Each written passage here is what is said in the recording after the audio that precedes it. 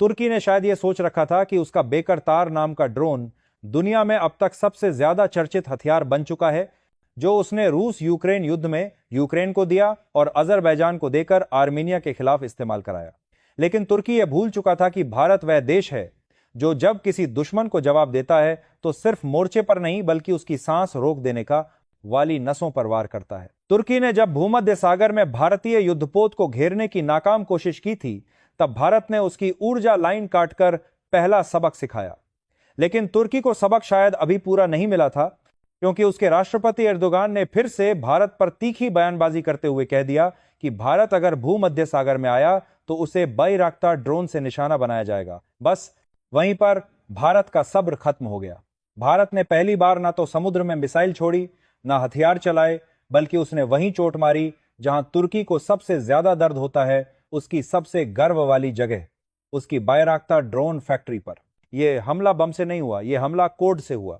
यह मिसाइल हमला नहीं था, यह साइबर रॉकेट था। भारत की साइबर फोर्सेज ने आधी रात को ऑपरेशन गरुड़ के तहत तुर्की की पूरी ड्रोन मैन्युफैक्चरिंग फैसिलिटी के कंट्रोल सिस्टम में घुसपैठ की। महज 4 मिनट के भीतर तुर्की की ड्रोन प्रोडक्शन लाइन ठप हो गई, उनकी असेंबली रोबोट्स बंद, surveillance system blackout, server room में अलार्म बजता रहा, लेकिन मॉनिटर पर सिर्फ एक लाइन चमक रही थी, India doesn't forget, India strikes back.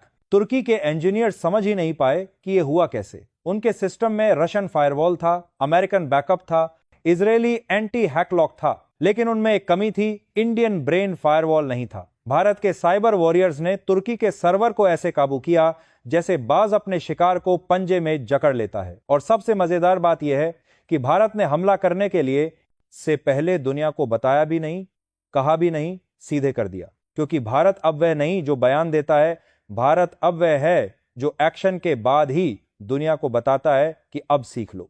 तुर्की ने सोचा था कि वह भारत को नेटो की धमकी देगा, लेकिन उसी नेटो के अंदर से ग्रीस ने भारत के समर्थन में खुला बयान दे दिया। फ्रांस ने कहा कि तुर्की को उसकी हद में रहना चाहिए।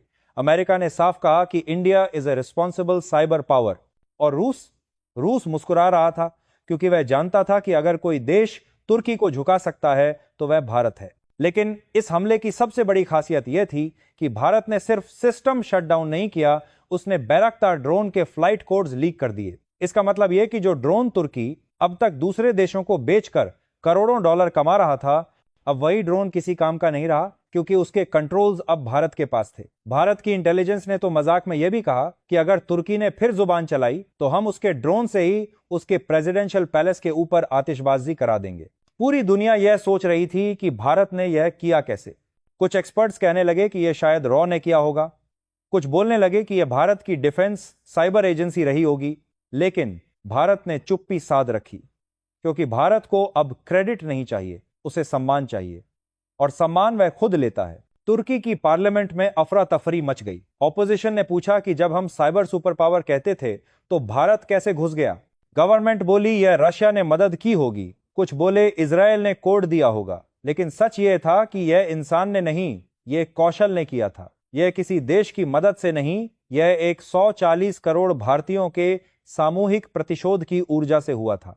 भारत ने यह संदेश सिर्फ तुर्की को नहीं दिया, बल्कि चीन, पाकिस्तान और उन सबको दिया जो भारत को हल्के में लेते हैं। और यह साइबर अटैक सिर्फ एक जवाब नहीं था, यह एक ट्रेलर था कि अगर भारत चाहे तो बिना एक गोली चलाए दुश्मन के देश को लकवाग्रस्त कर सकता है। अब सवाल यह है कि तुर्की चुप हो जाएगा? नहीं, वह शोर मचाएगा, यूएन में रोएगा, ओआईसी में शिकायत करेगा। लेकिन फर्क क्या पड़ेगा? भारत ने साफ कह दिया है, we don't respond to noise, we respond to nuisance.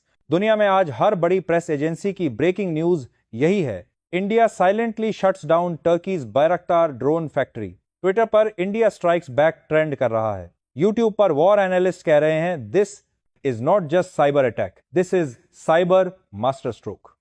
और इस पूरे घटनाक्रम में सबसे गर्व की बात यह है कि भारत ने यह सब किसी सुपर कंप्यूटर से नहीं, बल्कि अपने घरेलू इंजीनियर्स की डिजाइनिंग हुई सुपर कंप्यूटिंग ग्रिड से किया। यानी यह अटैक भी था और अचीवमेंट भी।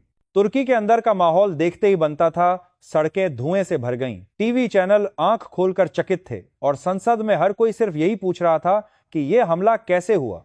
तुर्की की जनता कंफ्यूज थी, कुछ हिस्सों में तो उग्र भी। स्टॉक मार्केट पैनिक मोड में चला गया, उनकी रक्षा शेयरें धड़ाम से गिरीं, और जो कंपनियां बैरक्तार ड्रोन्स बनाने में जुड़ी थीं उनका कद घटते ही घटा।